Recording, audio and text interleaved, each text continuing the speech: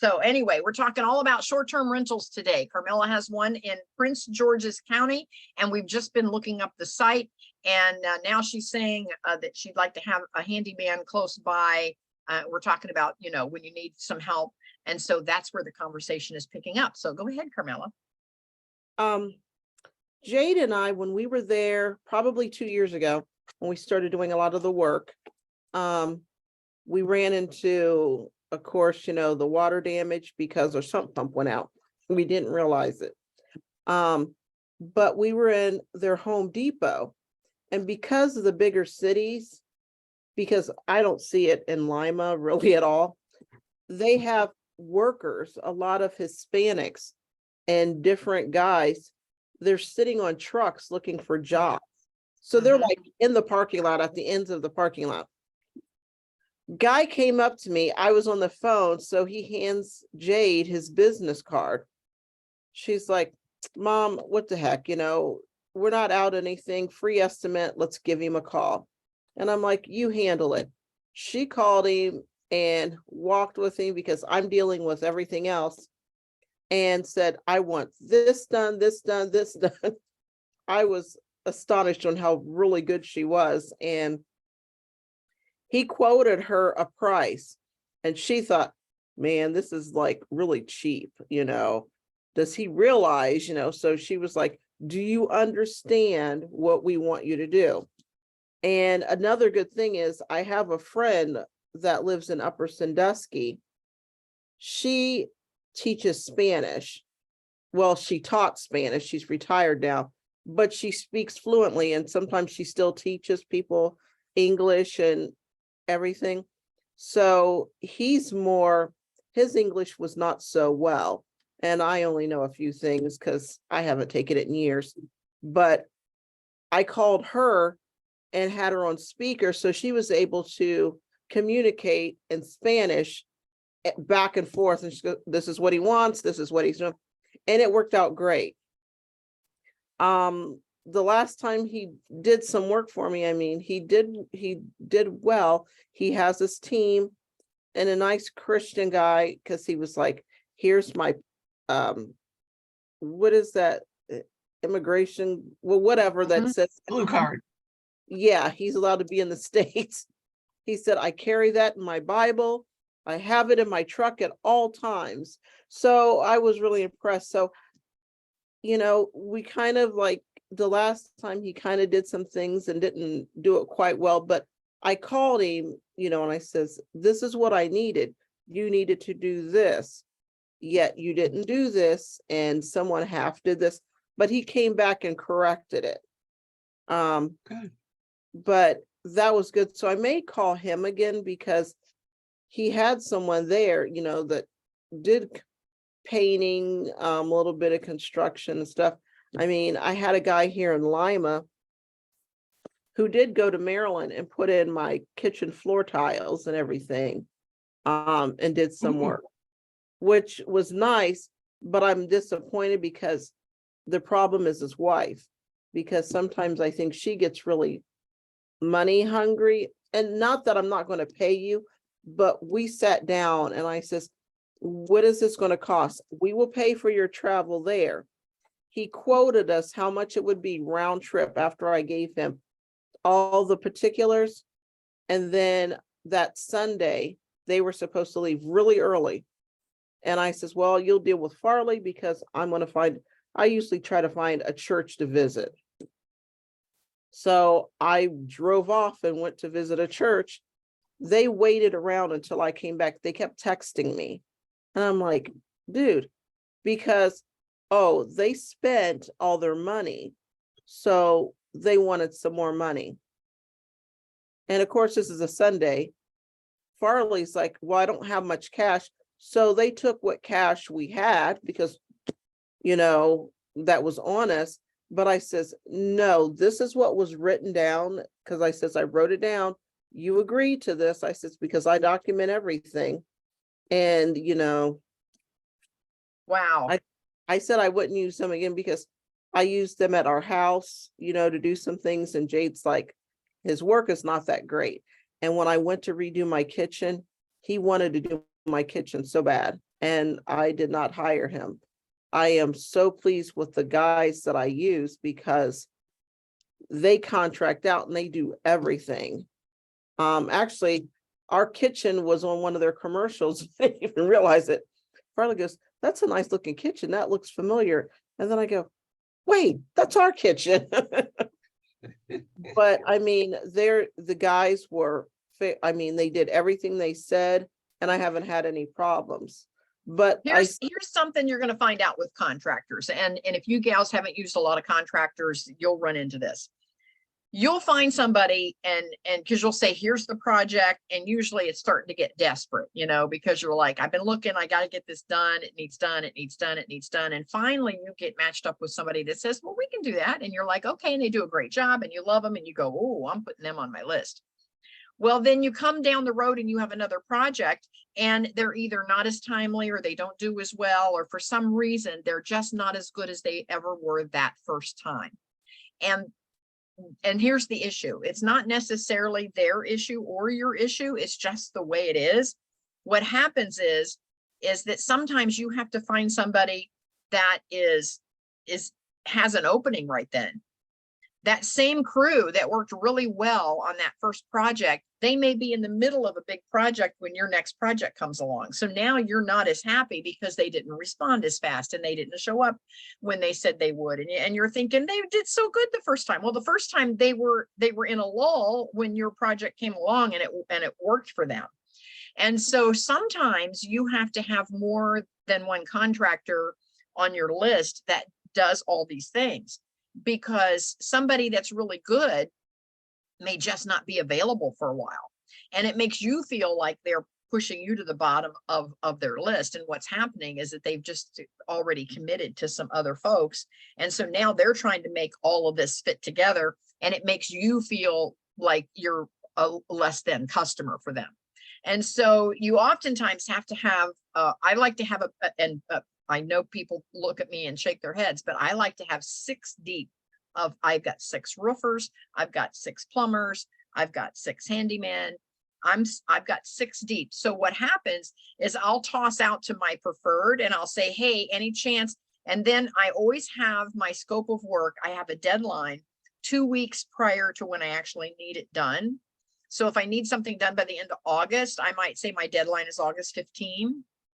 And then I'll go out and say, here's my scope. I got to have it by August 15. And they might go, yeah, I can kind of squeeze that in, well, if they start having that kind of conversation, then I tell them, I go, well, don't squeeze me in. If you're busy, just say you're busy. I'll just catch you next time. And oftentimes they'll go, thank you. Yeah.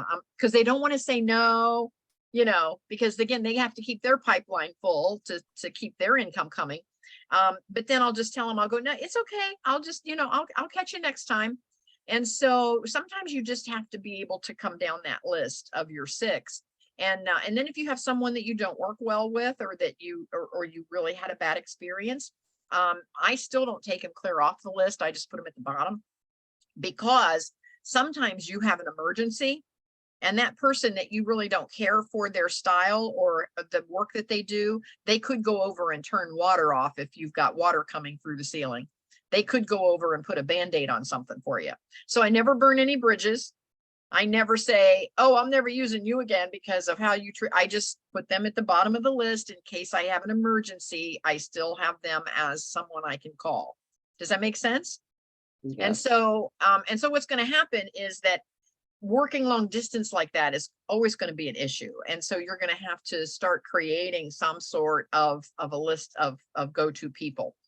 But what you do need is one person that you can count on that has boots on the ground for you there. Someone that you can say, hey, I just got a call, this is going on, can you go check it out? And they can physically go there and report back to you and say, here's what's happening. Right. And because you'll get really weird stuff. We had a girl one time, Mark and I, we had just left and we'd gone up to Put-in-Bay with the family, and we're all up there on a golf cart, and I was working 12-hour days, and I finally had a weekend off. And I had 5 salons, and one of the girls at one of the salons I didn't work in called and she said, something's wrong with the lock on the door. I can't get the door to unlock. And I said, okay, well, I knew what building she was at. So I said, are you at the front door or are you at the side door? Because there's 2 doors. I'm thinking just use the other door. So I said, are you at the front door or are you at the side door? And she said, I don't know. What do you mean you don't know? She said, I'm really nervous right now because my customer is already here and I can't get in.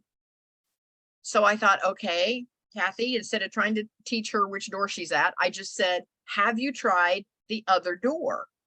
I didn't care which door she was at. Have you tried the other door, whichever one you're not at? And she goes, well, the problem is that the key went in and it's now stuck. I can't get it back out. I'm afraid it's going to break off. So she couldn't go to the other door. So I'm like, okay, so what do I do here? And so finally, another stylist showed up and I said, and she said, oh, you know, Susie's here now. And I said, okay, I said, have Susie try the other door. Well, Susie didn't bring her keys because Susie knew I would be here first. And so she didn't even bring her keys. So I'm like, okay. So finally, I just had to bite the bullet. I just said, okay, ladies, I said, you're going to have to call a locksmith to get you in and just, you know, have them call me and send me the bill. And it cost me, you know, $150 that Mark could have done, you know, at no charge.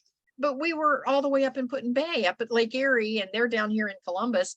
And so, you know, that's just the cost of doing business. But you really need some, you know, some eyes on the situation, because sometimes when one of your tenants calls you and says, here's the problem, you can't figure out what they're trying to tell you because they don't understand what you understand about properties. You know, this girl, the first girl, couldn't even tell me what door she was at. Does that make sense? So you're going to have some boots on the ground there somewhere. So I don't know. Are you trying to find a property management company? Was that the situation? Yes, because I figured that might be my best bet as far as, you know, at With least. Airbnb, they have a thing also called co-hosting. Are you familiar with that? No. Okay. Co-hosting, Airbnb has it built right into their platform.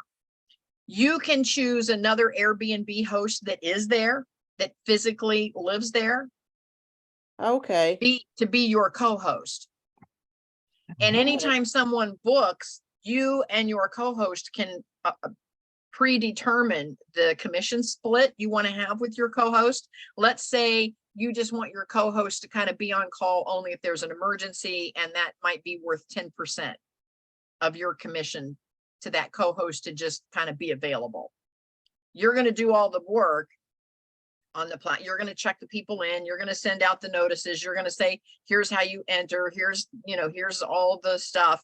And you've got this team. If something goes wrong, you're going to call the plumber if you need one or whatever. You just need somebody there, and maybe that's worth 10% to you. This co-host might say, hey, my husband is a great maintenance guy. You know, I'll be your boots on the ground. And if you need the plumber, or the key stops working in the door, or the faucet's leaking or whatever, we'll just take care of it. Maybe that's worth 40% of your commission. You get 60, she gets 40. But you and this co-host can predetermine what the exact job duties are and the percent of commission split. And then you can set it up right inside the Airbnb platform. And anytime you get a booking, Airbnb automatically splits the commission for you, sends her share, sends you your share. And at the end of the year, the 1099s go out and you don't have that bookkeeping to do. Mm. If you choose to go that route.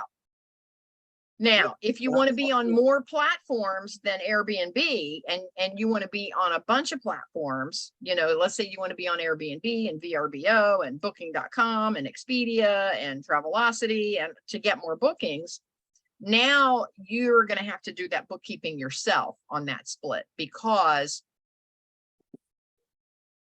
those other platforms, they don't have that capability. of doing a co-host split. So but you and she could still enter into a contract making her the co-host, and she might even have a cleaning crew. She might say, I'll handle all of it for you. And maybe she'll turn it around. Maybe she'll say for 60%, I'll do all the work. You get 40% for doing nothing. I'll clean it. I'll make sure it's maintained. I'll send out notices to the guest. I'll go over when their key doesn't work and when their car gets stuck and when, and when the refrigerator stops working, I'll go over and handle all that. And I get 60% and you get the 40. But you'll have to do a little research to see what is an appropriate split, what you're comfortable with. And if it's somebody that co-hosts all the time, they might even have a little package already. They might say, I co-host and here's how I do it. And here's what you get for the percentage I want. They might already have that figured out. Okay. But co-hosting is another way that you can get some property management going on. That sounds even more like as far as cost efficient by co-hosting rather than hiring, a management company. But I don't know. Well, the management company is going to do the same thing. They're going to say, here's the percent we get of the rents. Okay. And here's what we give you for what we're getting in the rents. Here's our services that you get from us. So the property management is going to be very much the same way. The difference is a lot of times with a co-host, you still have some control over the property, and with a management company, a lot of them want you to sign all the control over to them because it's hard for them to manage something when the owner keeps sending their friends to stay. And so a lot of these management companies are like, if we're going to manage for you, then you let us manage it. You have to come through us if you want to give it out to your to your kids to go stay for a weekend. You have to come through us to block that off. You can't just go in directly and do it. And I get that because there would be some owners that wouldn't pay any attention. They'd say, well, it's my property. I'm going this weekend. I don't care whether there's bookings or not. And so that's why some management companies want you to sign a release that they have full control over dealing with the guest. So it depends on how much hands-on or hands-off you literally want to be at the end of the day. Okay. And the more hands-off you are, the higher percentage you're going to pay for a company to take over all those duties. But if you want to still have a little bit of hands-on and you just want someone to handle maybe the cleaning and the maintenance, and you still want to handle the bookings and the client connections and all that, which you could do long distance, that's not a problem, then co-hosting might be a better avenue for you. Okay. Yes, Debbie. Back when we were talking about what was that? CO2 or the things that you put in your house to keep track of like smoke detectors and carbon monoxide detectors. Thank you. Carbon monoxide testers. My house is all electric. So I have no gas in here at all. And I don't need that carbon monoxide. But I can't even tell you how many smoke detectors. It's basically one in every room in the hallway, and which is always a good thing. And the one thing to keep in mind when you're doing smoke detectors, I don't know about you, Kathy, but like when our house is built, when one smoke detector goes bad, that's the only one that beeps. But if the main smoke detector, which is like the hub of it, if that, then you have to then go through the whole house and check each smoke detector to see which one is bad. So, and really, I mean, if you have good smoke detectors and you have used the best batteries, not the cheapies, then, you're good. But, when we built the house, that was the one main thing. We focused on the smoke detectors. And the one pleasure that we have is we have a fan, ceiling fan in every room except the bathrooms. So you know what I mean? It's just, so I don't know if you have propane or if you have natural gas. I don't know what the criteria for that is. I know my daughter, she has propane, but the basements are all finished, if you want. There's cement walls, there's cement floors. And so, you know, that should help when you're thinking about those. And we decided a while ago when we had an incident here that we bought a camera, security camera, and it's one camera. It's out right over the garage. We don't pay a monthly fee for it. We have it hooked up to our phones and our iPads. And I'm going to tell you, it was the best investment for about $120 to have this security, because it looks down the driveway and then it'll turns, and it takes video and stuff. And when I come home at night, and Rick's still up, he's got the camera and he can talk to me through the camera. And it has these two little beady eyeballs. That's what I call it. So I call it my little CP30. And we just bought it on Amazon. But my husband, as diligent as he is, researched completely what these are, and everything. So the camera only costs $99, but then you had to buy an SD card, which costs about $20, and you put that in. And I'm telling you, Carmella, having a security camera like that you can see where you are in Lima, in Maryland, awesome. That's going to be a great idea. Funny. I just got one and I put it on my house, but it's like a doorbell. And it was like, I wanted to try it out. So it's now cheapo. And it was so funny. So I put it on the phones and downloaded, was doing all the stuff. So I said, okay, Farley, the phone's going to ring. I says, but I want to see how it works. So I go outside and I ring it. He goes, oh my gosh, I can see your face. What are you doing? And I go, that's the point. But then you could see out my whole drive, everything, which was kind of nice, because the other day I had a friend from church. Apparently I wasn't answering my phone because I was taking a nap, and she kept calling. So then because she lives close, she drove around and kept ringing the doorbell. So I come to the door and she's just like, were you asleep? Yes. Yeah. You're like, I was trying to be. I was, until you like made it like there's some sort of fire, you know. But I thought about that in Maryland too. I told Farley, says, we need a good one there. So when I'm here, I can see.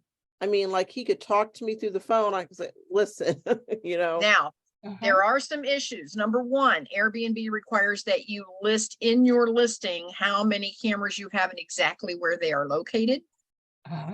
And because the people that are staying there, they need to know that you have them on camera. And number two, a lot of those folks that stay will start covering up your cameras. They don't want to be watched, and so they'll put post-it notes. They'll take post-it notes over your cameras. I just mainly want one outside. I mean, is that okay? Yes, you can have one outside, but make sure it's up high enough that the guest cannot get to it without having a ladder.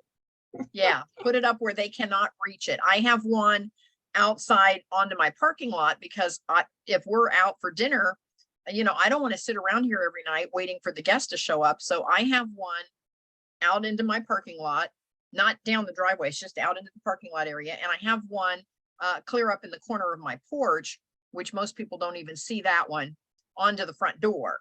And the reason that I have those two is that way I can see when my guest pulls in. I can be at dinner and I can go, up, the guests have arrived. Then I can go look at the one at the front door and make sure they got through the front door okay. I really don't care what kind of luggage they have or what they're doing or whatever. That's not, I just don't want them to be stuck out there with a push button front door code and not, some people aren't familiar with those and they have a hard time figuring out, do I push it twice? Do I do it once? And it's raining or snowing or it's below zero and they're out there after driving for 12 hours trying to get in the door. How frustrating is that? So that way I can just say, okay, it just makes me feel better to say, they're here, they got in, we're good. Now I can enjoy my dinner. Yes, yes. But anyway, yeah, I do have I mine agree. in the driveway high enough where they can't reach it. And the one on the front porch, they, and I have it listed in all my listings. And then I even, the other criteria is that you have to have a sticker on your glass that says the property is being monitored by video camera. And, Oh. and in Ohio, at least, it's required that be posted on your doors. Oh, And it's really? just a sticker that usually comes in the box with the cameras. It's a sticker, a peel and stick sticker that you stick on the glass. Huh. It just I'll have says the to look premises into is that. being monitored. So anyway, I have that and But you so don't have another company monitoring it. It's just you. no, it's just me like yours. It Yes. just goes to my phone. Yeah. Mm-hmm. Yep. Yeah. It just, and for me, it's just so I can make sure that my guests got in okay. Right, right. And you don't have them in their rooms. So No, well, you're not allowed to have them in rooms. Yeah. I Yeah. didn't. Oh, yeah. Ooh. Yeah. No thanks. So Carmella, I think you've gotten like a big sheet of paper from notes today.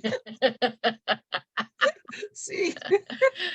Oh, I Yeah. love it. I love it. Now, another thing with smoke detectors, you've got to be careful putting one in your kitchen because you might have some guests that love to cook and that thing will be going off all the time. So you've got to be very strategic about where you place one around the kitchen.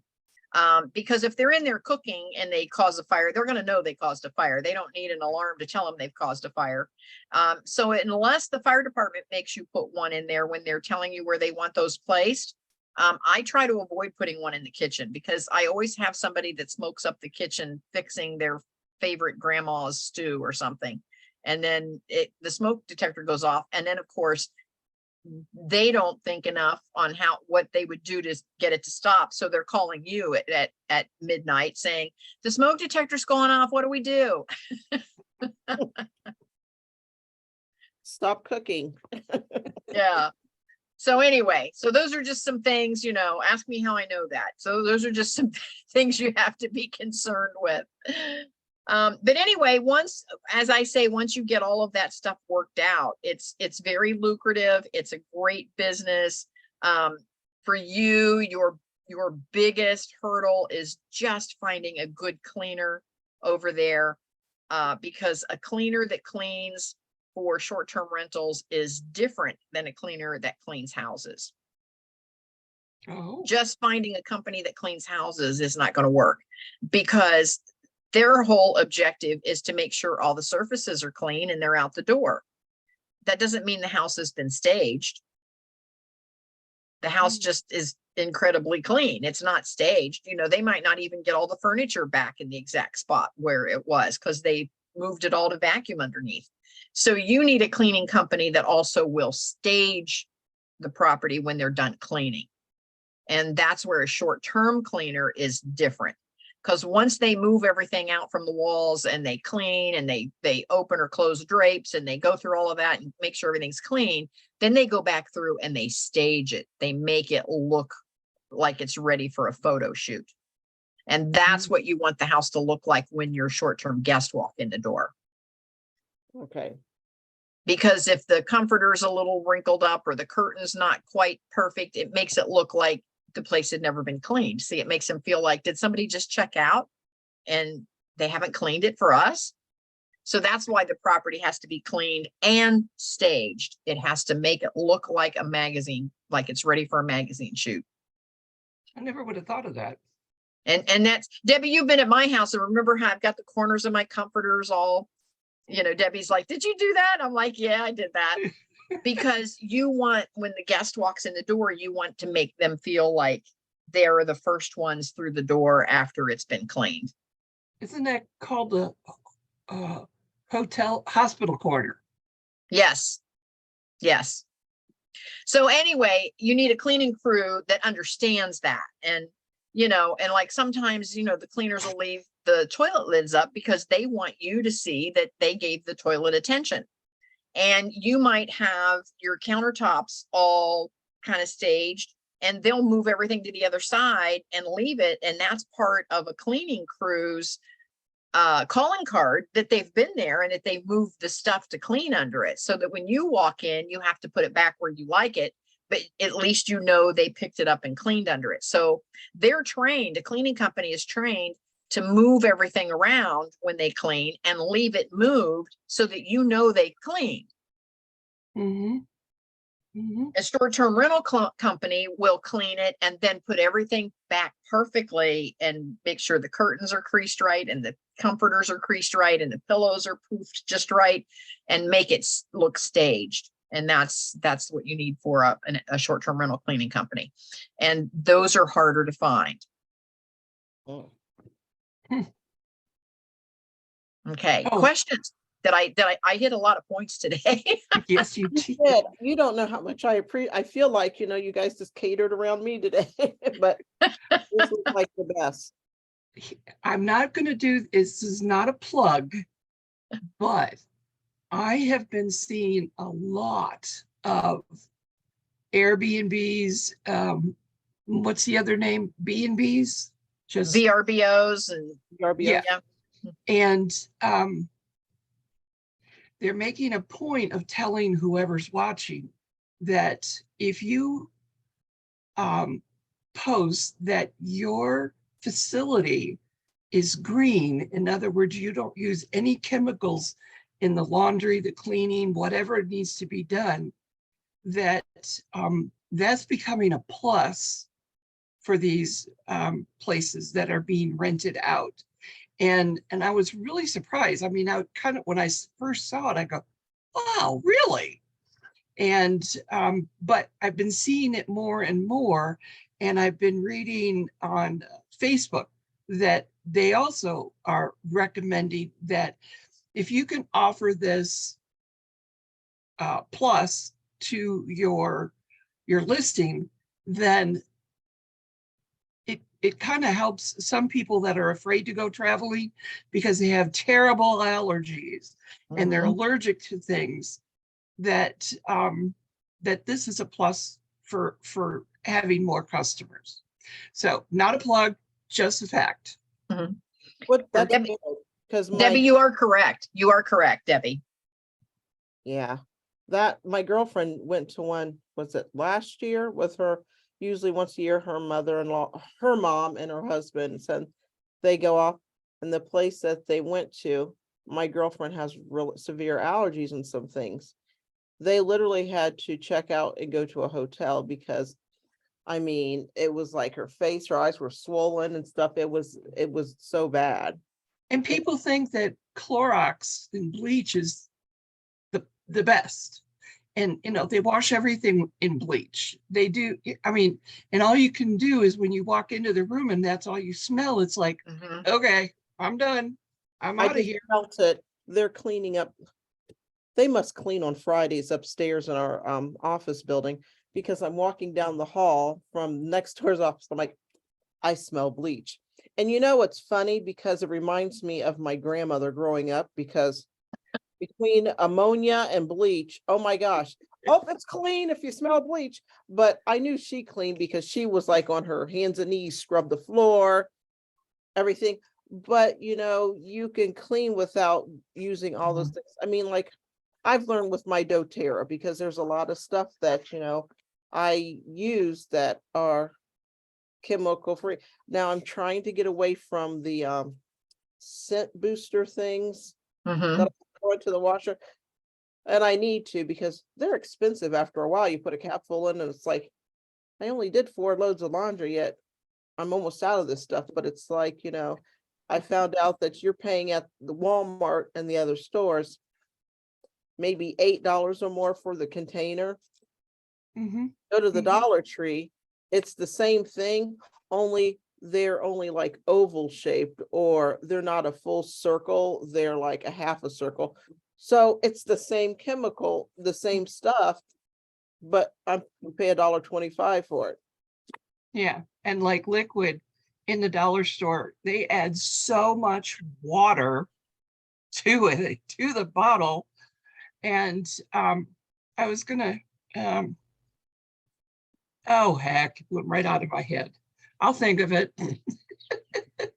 But oh, I know what I was gonna say. We were talking about the bleach.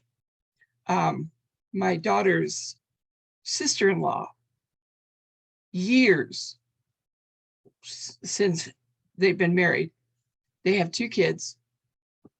It's the old saying, it's not clean unless you can smell bleach. And I'm telling you, every time you turned around, her kids were sick. They were sick.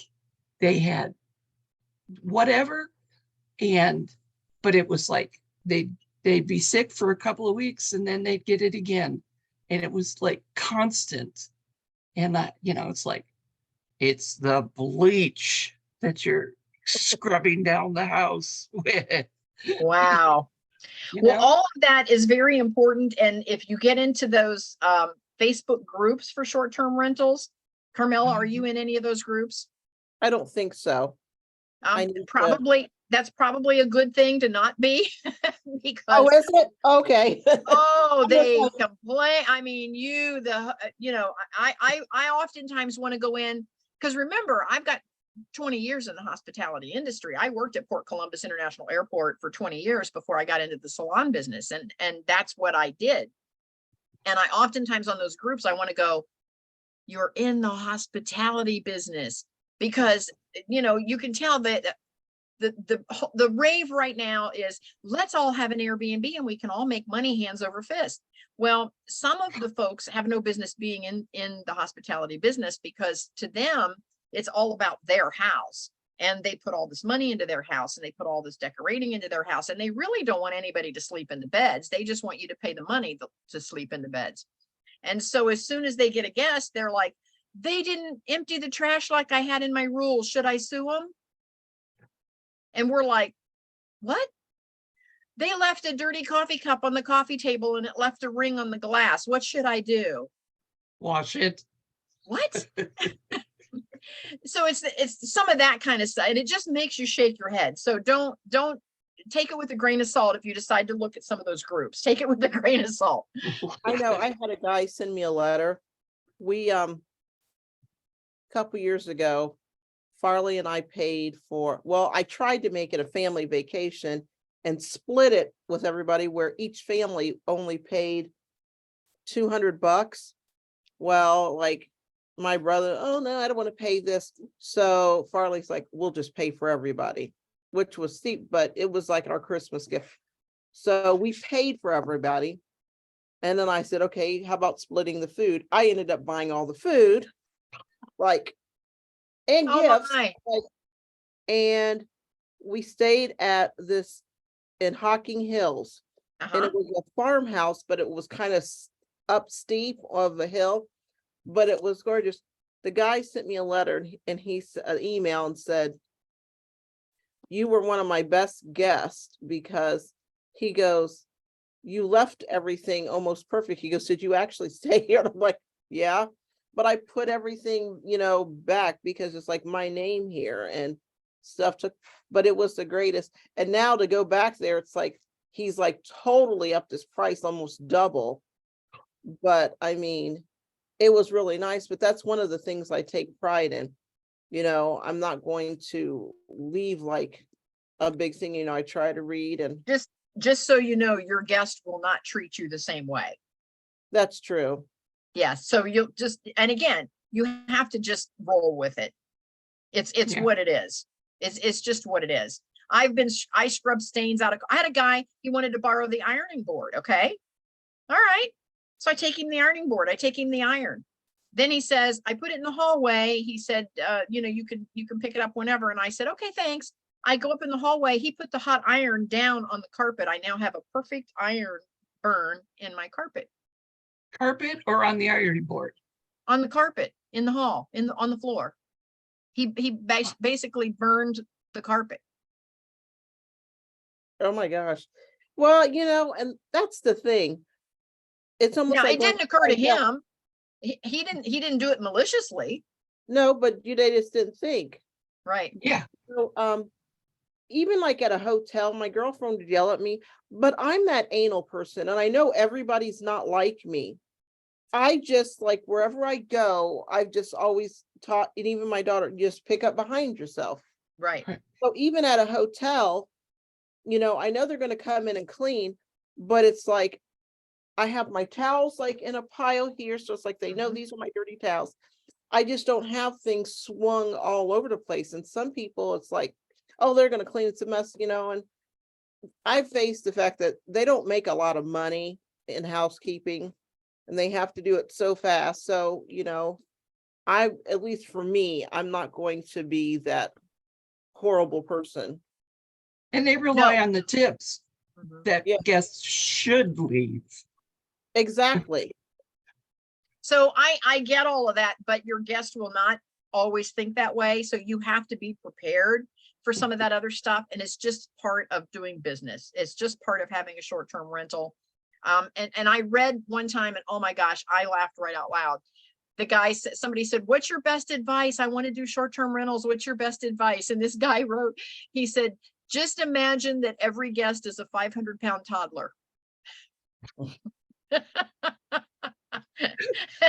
I laughed out loud. I said, oh my gosh, that is so true. So anyway, as long as you go in with that mindset, you'll be okay. So when you're furnishing, make sure you have good solid furnishings. Make sure you've got everything nailed down that needs to be nailed down. make sure they can't, you know, not overly abundant and knick-knacky kind of stuff, because, you know, again, that stuff gets broken and pushed off the tables and or into somebody's suitcase. You know how it is. So anyway, just go into it with that mindset.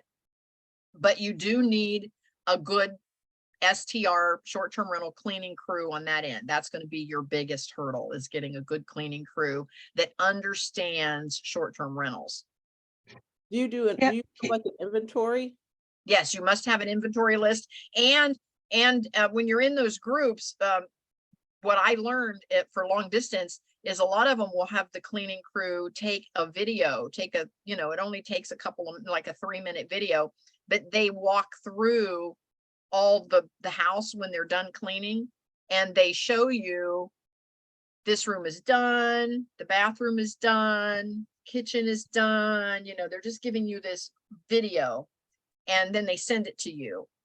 And that way you see what the place looks like. Now, the reason that that's important is, number one, you can see that they did stage it. They cleaned it and staged it. You can see that the trash cans have been emptied and that the beds are made and that all the towels are where they're supposed to be and that everything looks great. Then you also now have proof of what that unit looked like before that guest arrived. So if you do have a claim, you can say, I have a video that shows.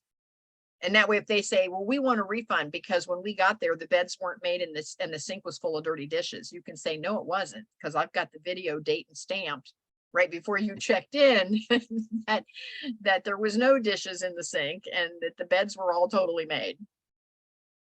Because you'll have scammers out there that will try to stay and they wait until their final day to say, we want a refund because this is how we found the unit.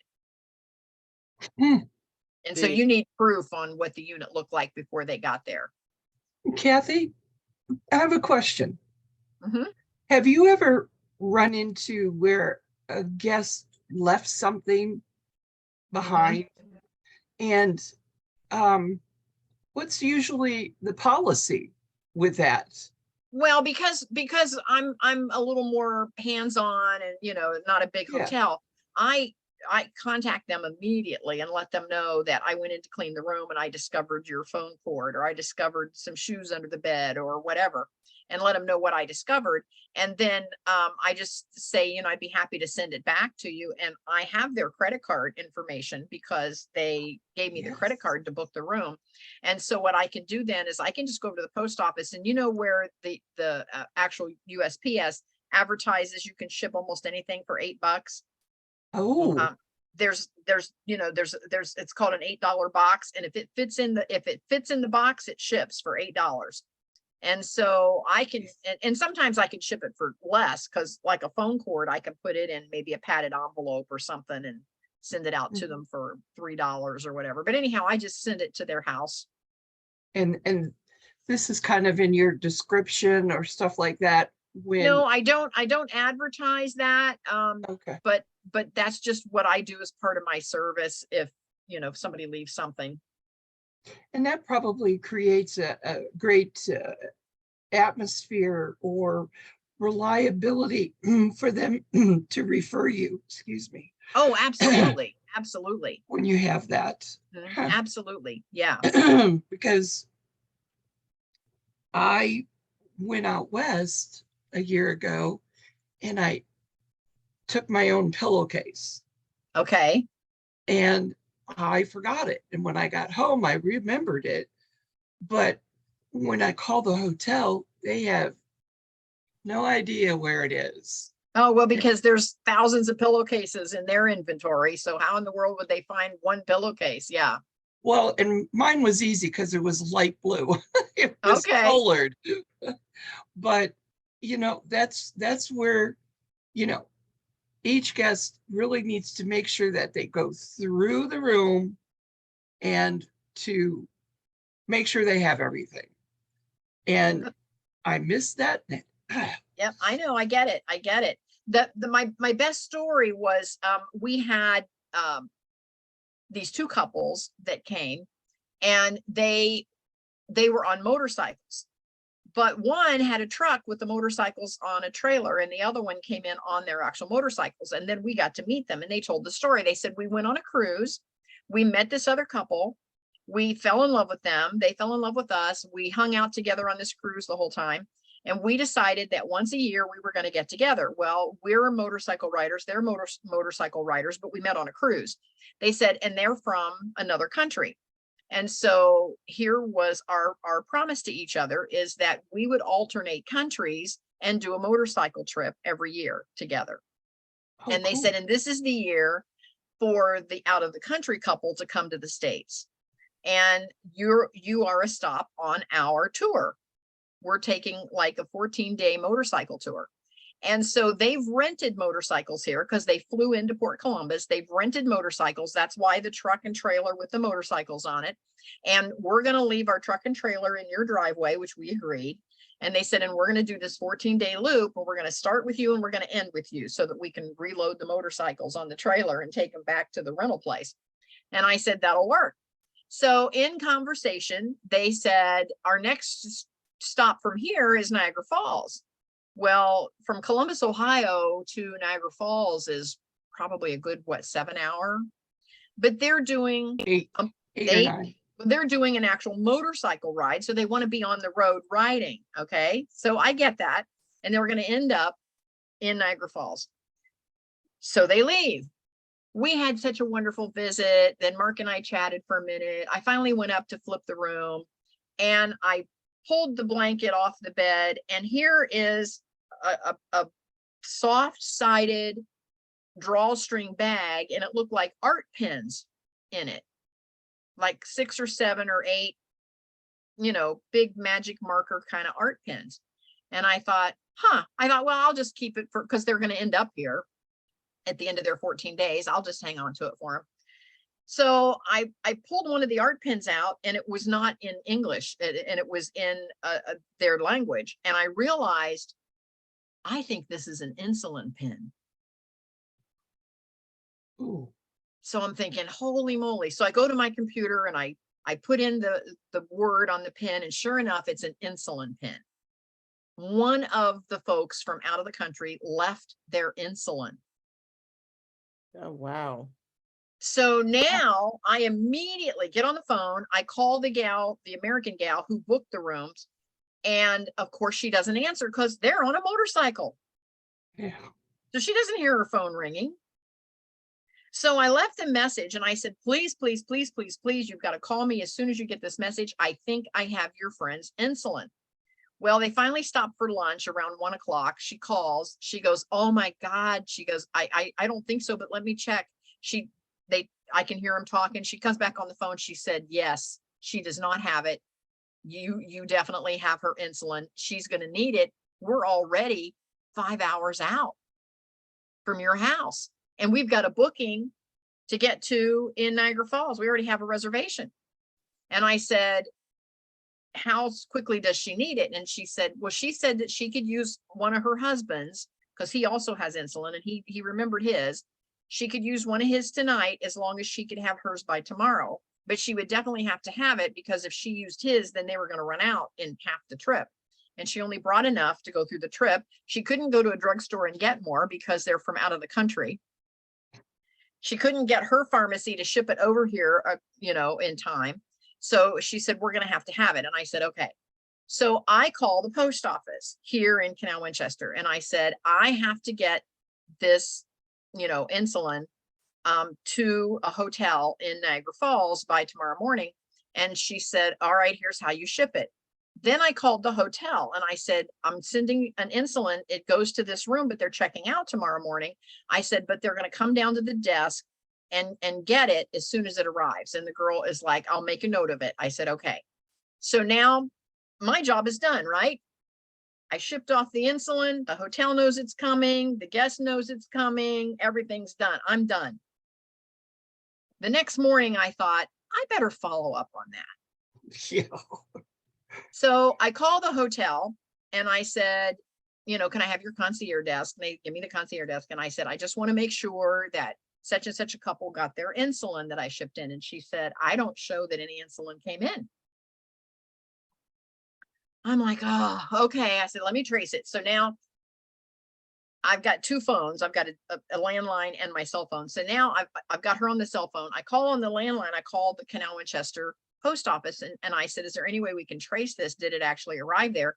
And she said, well, hold on. I hear her. So now I'm on a line to Canal Winchester post office. She now has the phone lying on the desk. I can hear her talking. She's on a second line calling the Niagara Falls post office, and the Niagara Falls post office now is on a line getting hold of the mail carrier.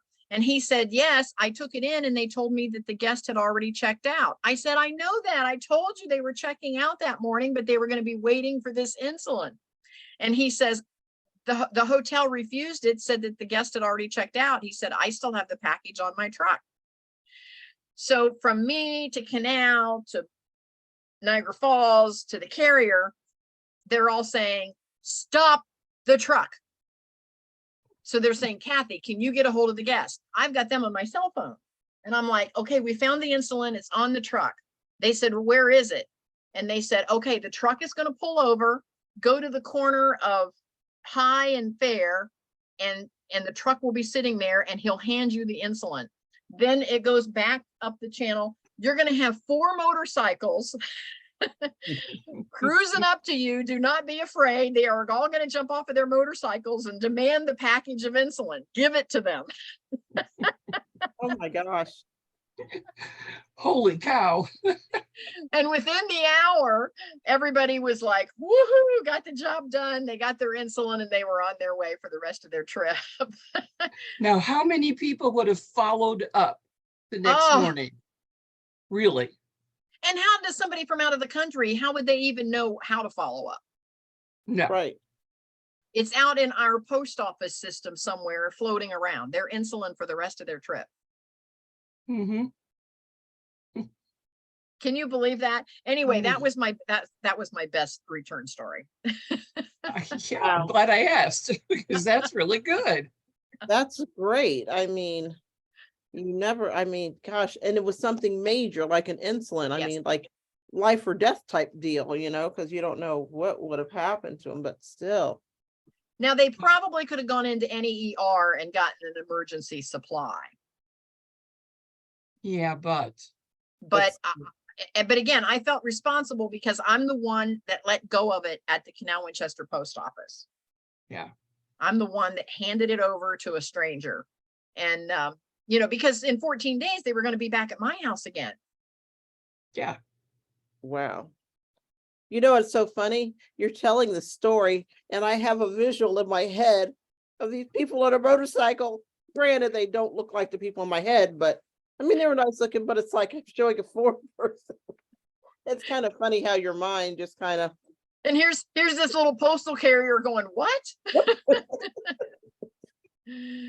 And At because least he, we made a big deal out of it. We were like, give them the package. And the guy is like, all right, all right. Like it was a holdup or something. And we wondered what the neighborhood thought. You know, could you imagine the calls coming in? Hey, we think your postal carrier just got held up by 4 bikers. oh, Lord. Anyway, now I have had a couple of returns where I've called up and said, hey, you've left this in the room. And they were like, I was never at your place. And then I'm like, I don't think they were supposed to be here with who they were here with. Oh. Oops. Oopsie doopsie. My I mistake. wasn't there. My mistake. I just, you know, your name looked similar to a guest that we had. My mistake. I'm so sorry. But it does look like you're going to have to buy a new phone cord. And at that point, if it's a worse thing, they're good. You are going to have to buy your wife a new pair of shoes.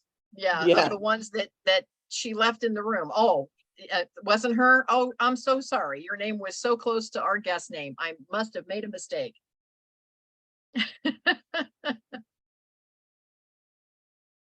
So we do get some of those anyway. So yeah, Carmella, you've got a lot of experiences that are getting ready to come at you here from your short-term rental. It's going to be fun. Hey, something interesting. It'll be fun.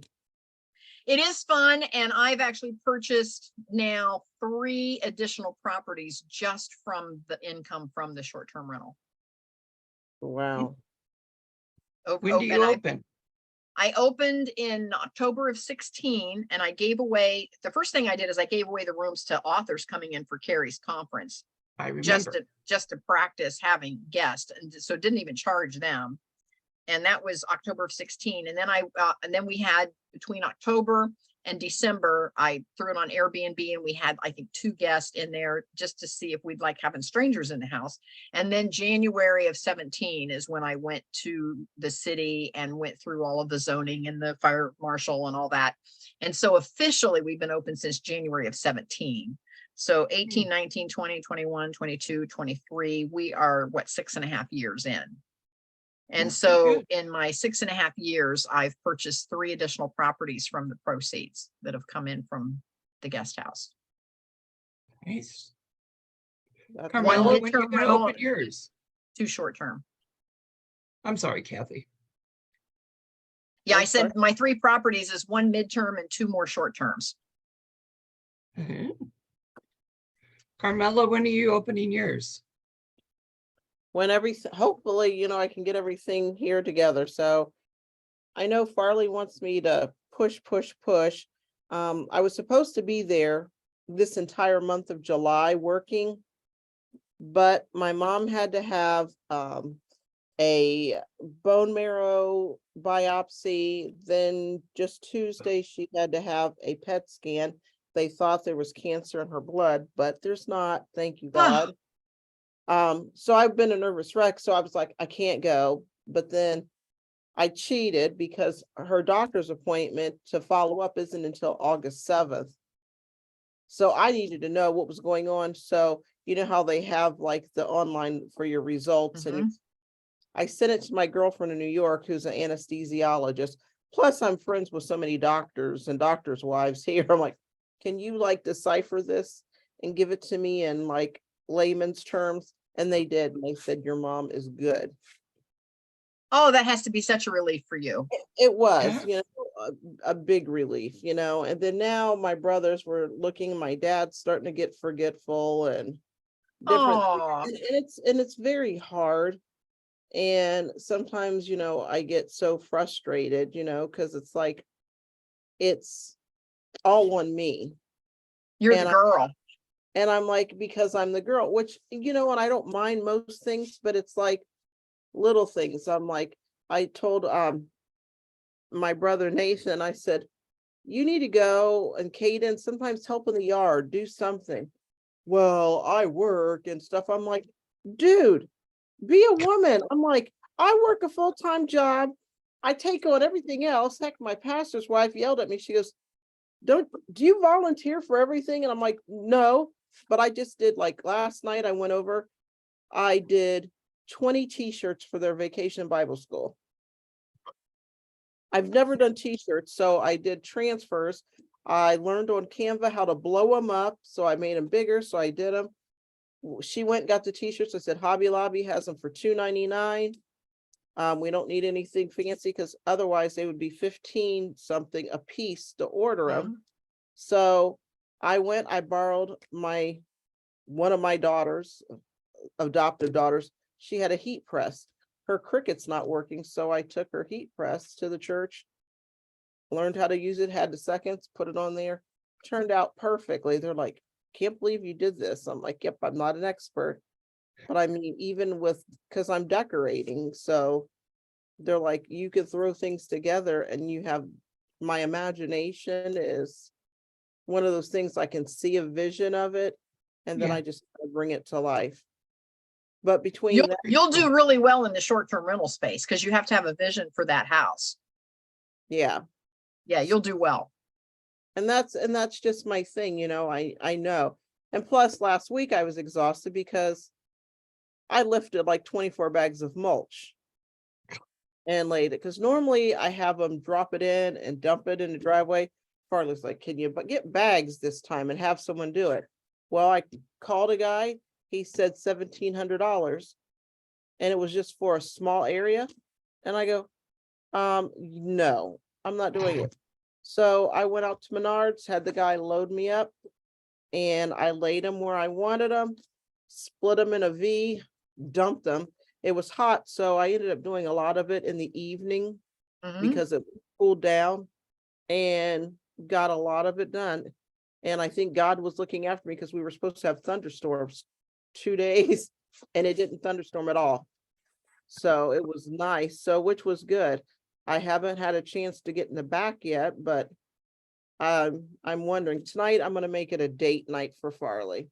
So we haven't done it. And I have to tell you, Kathy, you and Mark really inspire me because sometimes, life is so short. And there's 2 ladies that I knew that's passed away and they were older, but still, I want to take time and enjoy each other. I don't want to have these, well, we didn't do this because, we're always, work's always going to be there no matter what. Right. So, and for health wise and everything else, you've got to have some fun in there. So that's what I'm going to do. I told Farley, I said, I might go to Columbus Sunday. Haven't decided yet because I know they're having the Jazz and Rib Fest. Yep. Like the other Sunday, I had a meeting after church, called my girlfriend. She's like, what are you doing? I said, I think I'm going to drive over to Fort Wayne to go to Mission Barbecue. And she goes, are you still home? I'm like, no, but I got to get gas first, but I'm close to my house. She goes, I'm going to come to your house. I'll ride with you. Fort Wayne was about 45 minutes to an hour drive. We just talked and had downtime and it was nice. Yep. It was one of those things where it's like no pressures or anything. And I'm trying to live life like that, even like doing things with my mom. I took Mom out Saturday. It was her 77th birthday. Wow. So they came over with my brother Latance and took them to Indiana because it's a restaurant that, caters to the veterans. They give back to the veterans. My dad loved it. Mom liked it. Then I took her to, I probably shouldn't have. I took him to Crumble Cookie. That's the best. I didn't get any. Everybody else got a cookie except me. I said, I'm buying 4 cookies. That's it. And they each got a big cookie. I got her a cake, and then she got her some wings from Wingstop. And we just had a wonderful day. And they're like, this isn't far. And I says, if I don't have time to go to Columbus, because it's an hour and a half for me, and it's Right.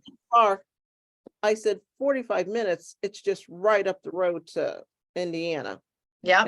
And so, and there's a lot of things to do there. So it was a nice weekend, for the most part. Good, good, good, good. You got to Yeah. have those days Mm-hmm. Yeah. So because you can't go back and wish. no, and I'm thankful, and I want, because I almost lost Farley 7 years ago when he had his widowmaker and his mini Mhm. strokes. And I don't want to take, it's like, what if, and I could think about what if would have happened, yeah, you would miss a person, but it's like, so at least I want to have these wonderful, oh, we did this, just these little things, going to the, Sometimes it's the little things that count. Yeah, yeah, it is. And it makes me think of my sister who with her husband, he had a major stroke on January 8th. wow. And the next day was his birthday, 65. Oh my. And my daughter or my sister had to start from scratch, learning everything. She's come a long way from that point. But like I said earlier, he's on hospice now. He's never coming home. And she has had to do a lot, deal with a lot. And because he's in no form or frame of mind to do anything. He sleeps 23 hours a day. So when that happens, it's a learning experience for those that aren't really prepared. You've had a point where you realize, man, I got to learn. I've got to know what's going on from A to Z so that anything should happen again.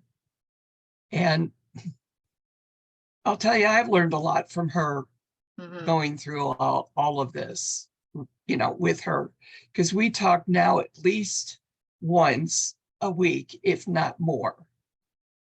And it's like I talked to her the other day, and she has said to me, she goes, have you ever really given it any thought to come and visit me? You have to understand, in years past, my sister and I've always had to be very careful on what I say, because if I say the wrong thing, I lose communication with her. And sorry, drama, never mind. So, yeah, no. So now it puts the pressure on you as how do I maneuver this? Yeah. Right. Yeah. And I still find myself having to be very careful on how I talk to her and kind of help her. And because she got very mad at me when I was taking care of my mom. But at that point, she didn't know what it was like. She didn't know what I had to go through. She does doesn't. now. Yes, she does. Because, I went through all the nursing homes and everything with my mom. And now she's had to go through this. And she realizes that, and I know she's not going to ever admit that to me, but she understands now how a person can be that way, and you can't change them back overnight because it's not going to happen. Yeah. Right. It's all a learning curve. I get it. Ladies, It this is. has been great. I love it. I've got at 12 o'clock, I've got to get to, so I've got to run. We went over, but this has been great conversation. Yes. Carmella, I'm so excited for your short-term rental. I can't wait to see it. So, yeah, we'll have to make a trip out there and see it when you're all ready. Yeah, we're going So- to have to do a girls trip and go spend the weekend. That Hey, would be that wonderful. perfect. That Yes. would be perfect. Yeah, that could be one of our tribe trips. I love it. Yay. Yay. Well, you guys have a great weekend. Mhm. Yes. Yes, yes, you too. And mark your calendars. I love this time that we just get to chat. Again, Connections Over Coffee is all about building relationships. And so this has been wonderful. So yeah, yep. I've got my little Sweet Fanny Adams Theater cup today out of Gatlinburg. Oh, there you Coffee go. Faith, there you go. I love it. I love it. All right, ladies, we'll see everybody next time. And Okay. Carmella, if you have any questions, just get in touch with me. Okay, thanks, All right. Kathy. Bye, Bye, everyone. guys. Bye.